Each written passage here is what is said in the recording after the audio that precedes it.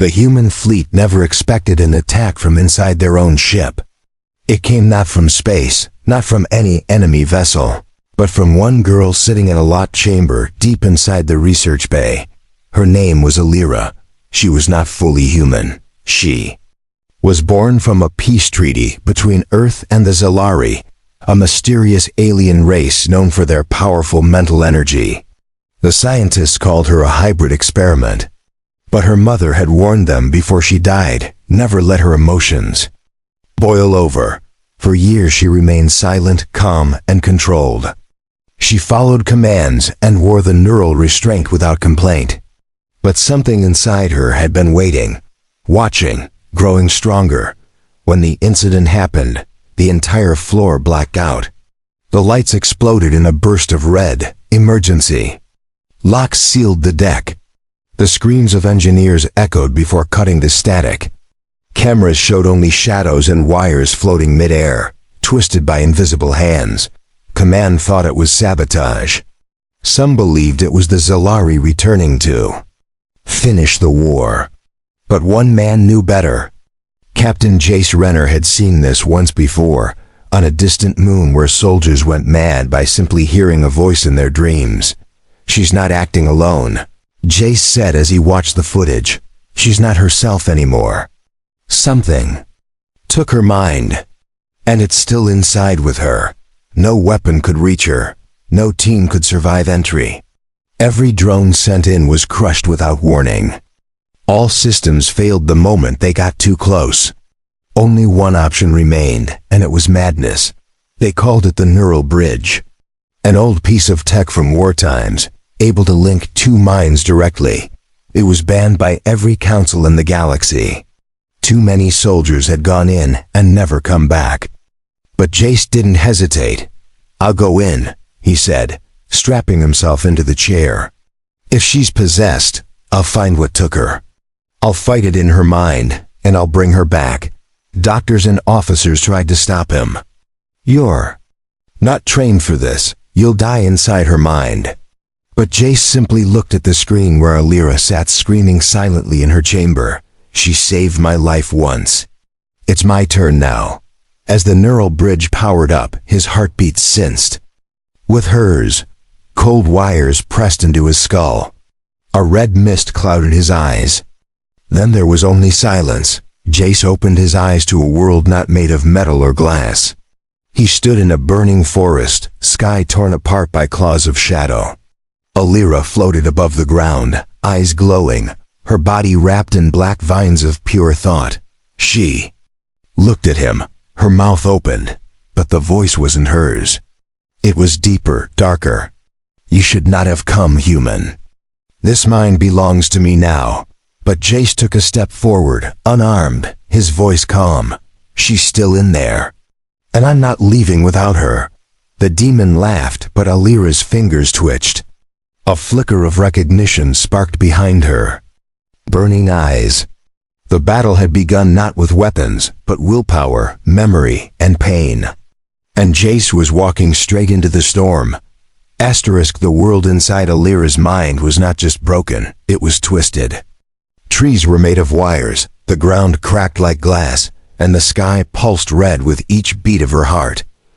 Jace kept walking forward, feeling the storm in the air.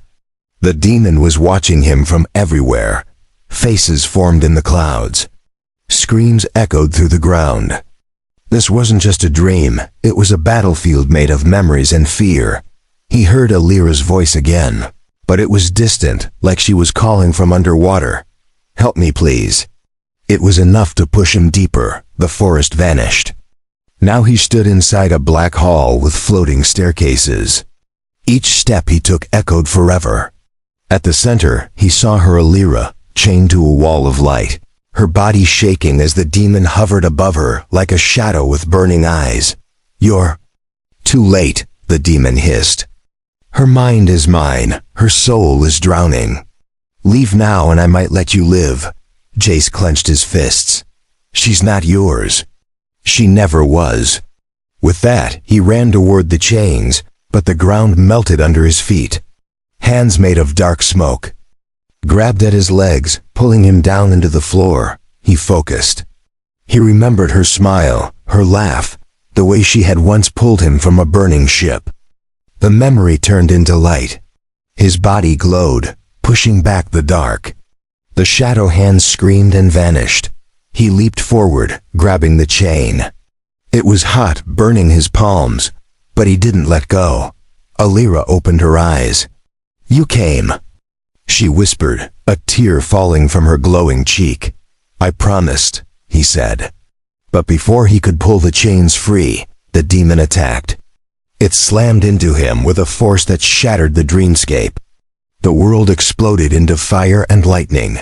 Jace landed in a memory. It wasn't his. He stood in a Zalari chamber, Alira's childhood. Scientists stood around her. Her mother screamed behind glass as the girl was locked into a machine. Her cries echoed in the air. This is the pain she buried, Jace realized. This is where the demon took root. He walked through the memory, brushing past the frozen figures. He whispered gently, "Alira, you're stronger than them. You survived this. You're not a weapon. You're a person." The memory faded. Now she stood beside him, her chains gone. But her eyes were still filled with fear. "I don't know if I'm strong enough. It's inside everything I remember." Jace held out his hand. "Then let's fight it together. Memory by memory. Until we take back what's yours." Behind them, the demon reformed, larger now, made of screaming faces and fire. But Alira didn't flinch this time. She took Jace's hand and stepped forward with him. They were no longer running. They were ready to stand and fight. Asterisk. The demon rose like a storm of fire and shadows. It grew from the broken sky, fed by fear, anger, and forgotten pain. Its voice shook the air like thunder, screaming as it charged toward them. Jace stood tall, even with his legs trembling. He had no sword, no shield, only his mind and memory. But Alira was beside him now, and her eyes no longer looked lost. The ground beneath them changed again.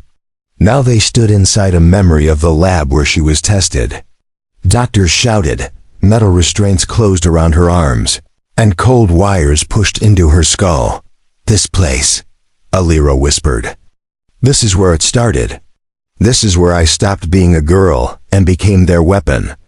The demon appeared again, laughing as it twisted the scene. The scientists melted into monsters with cruel faces. The lights above turned blood red.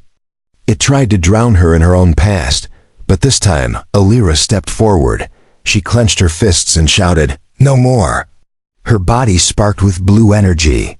Light shot from her chest, shattering the machines in the memory. Jace saw what was happening. Her mind was waking up. She was beginning to remember who she was before the possession. That gave him an idea. He grabbed the memory of a chair, the one she used to sit in during tests. He turned it into a weapon in his hand. The dream allowed it. Anything could be reshaped here with willpower. The demon charged again, but Jace struck it with the memory weapon. It roared in pain, its fire flickering, its shape less solid now. "We can weaken it," he said. "Not by fear, but by reclaiming the places it hides in." Alira nodded. She raised her hand and called another memory. This time, it was her mother's touch. A warm embrace. A moment of peace. The fire on the demon faded as the memory's light grew stronger. "You're breaking your own chains," Jace told her. "That's how we fight this. Not with rage, but with truth." Suddenly, the world changed again. They fell into a dark sea. The demon's last defense. The deepest level of her mind. It was cold, silent, and endless. They swam downward, side by side, until they saw a figure curled at the bottom. It was a younger version of Alira, shaking, hiding behind a wall of black water. She locked away part of herself here. Jace sighed quietly. The demon kept this hidden because it's her purest part, the part that never gave up. Alira swam forward. She touched the girl's hand. The water burst into light. The demon above screamed, its shape twisting violently as the final wall broke. The child faded and merged into her. Alira's body glowed with white fire. Her voice rang out clear and strong. "You don't control me. You never did. I was just too afraid to see it." The demon fell from the sky like ash.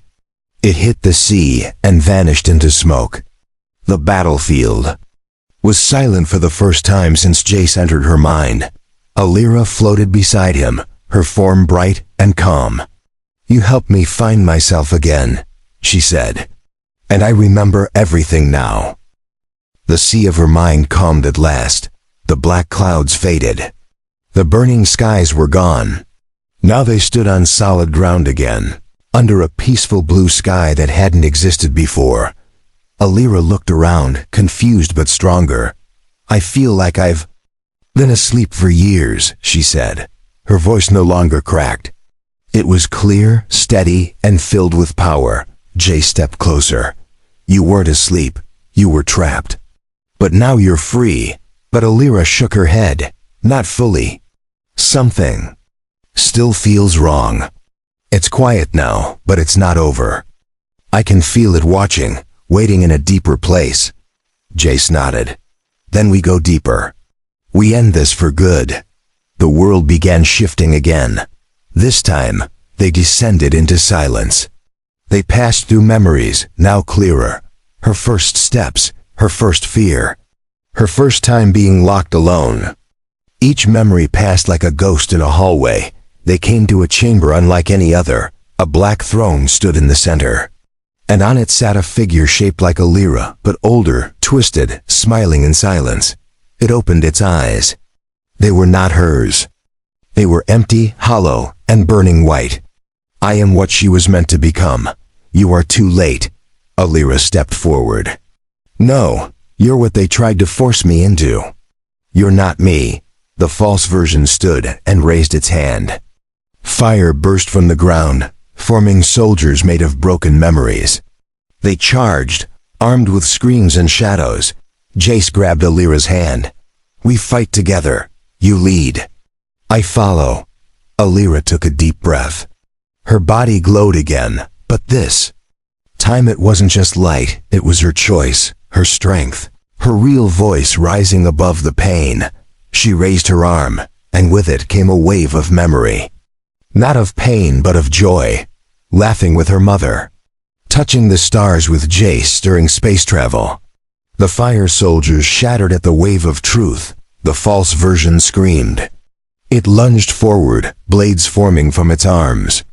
Jace stepped between them and blocked it with a wall of will, his own memories shaping the defense. "You're not stronger than her," he said. "You were never real. You were born from fear. And fear always loses when faced with truth." Alira stepped behind the fake and placed her hand on its back. "You are done," she said calmly.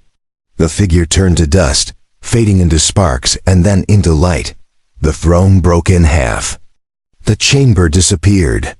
Now they were standing in a place Jace didn't recognize, but Alira did. It was the very center of her mind. "It's quiet," she said. "For the first time, I feel whole." Jace looked at her. Her eyes were soft, glowing not with rage or fire, but peace. "Then it's time to go back," he said. "You're ready to wake up." Jace felt the connection begin to pull him back. The neural bridge system was trying to end the link. Time was running out. They couldn't stay in her mind much longer. Alira looked around one last time. The world inside her had changed. No more fire, no more chains. No more shadows hiding behind pain. Her thoughts were finally hers again. "Will I remember all of this when I wake up?" she asked softly. "Yes," Jace said. "Every part, the good and the hard. But now you'll control them, not the other way around." Suddenly, the sky above cracked open. A warning signal. The bridge was collapsing. The human body couldn't survive much longer inside someone else's mind. Jace felt his legs grow heavy. His breathing turned sharp. "You have to wake up first, Alira. The system won't pull us both out unless you're conscious." She hesitated. Her eyes filled with worry. "What if I forget you? What if they change me again?" He reached out and placed a hand on her shoulder. "You won't forget. You beat the demon inside you. You are stronger than anything they made you believe." With a final breath, Alira closed her eyes. Her body glowed bright and vanished in a flash of light. Jace felt the ground shake beneath him as her presence faded from the dream. The world began to fall apart. Trees crumbled. The sky shattered into dust. The sea of memories turned black and disappeared. He was sinking now, deeper and colder than before. The pain hit suddenly. His chest ached, his vision blurred. The neural bridge was failing. His body on the outside was starting to shut down. He could feel the machines pulling away from his brain. But then, he heard a voice. Not dark, not demonic. Alira's voice, clear and full of life. "You're not done. I'm pulling you out." "Hold on." Light returned. The sea of black cracked open. A hand reached through, glowing with strength. Jace grabbed it, and everything turned white. He gasped awake. The lab lights burned his eyes. Alarms were ringing. Doctors shouted in shock. Alira stood in front of him, no longer restrained, no longer screaming. She had pulled him out with her mind. Her hand was still holding his. "Firm, warm, alive, you came back," he said with a weak smile. "And so did you," she replied. The command center was silent as Alira stood tall beside Jace. Her breathing was calm. Her eyes were steady. The glow that once signaled danger now felt peaceful and alive. Doctors stared in disbelief. Some backed away. Others scanned her vitals again and again. But the readings were clear. She was stable. She was clean. The demon was gone. Jace slowly sat up from the neural bridge chair. His body ached, his mind foggy, but his mission was complete. He had gone into another person's soul and helped bring her back. Alira turned toward the scientists. "You all saw me as a tool, as something to study. But I am not your experiment anymore." One of the generals stepped forward, nervous. "You were a danger to the ship, to the crew. You attacked our systems. I didn't," she said. "The thing inside me did. And you let it grow by never treating me like a person." Jay stood beside her. "She's not the threat now. She's the one who beat the threat." With strength none of you understand, there was a long pause. Then an older woman in a lab coat stepped forward and lowered her head. "We were wrong. You deserve better. You deserve to choose your own path now." Alira nodded but said nothing. She had nothing to prove to them. Her fight was not for their approval. It was for her freedom. Later, in the quiet of the ship's viewing deck, she and Jace stood side by side. The stars stretched endlessly before them. No alarms, no restraints. Just space and silence. He looked at her and asked, "What now?" She smiled gently. "Now I decide who I want to be. I've lived too long in fear. It's time to live with purpose." Jace nodded. "And if you ever need me again?" "I'll call you," she said, placing a hand over his. He smiled. "I'll answer." The stars blinked in the dark, quiet sky.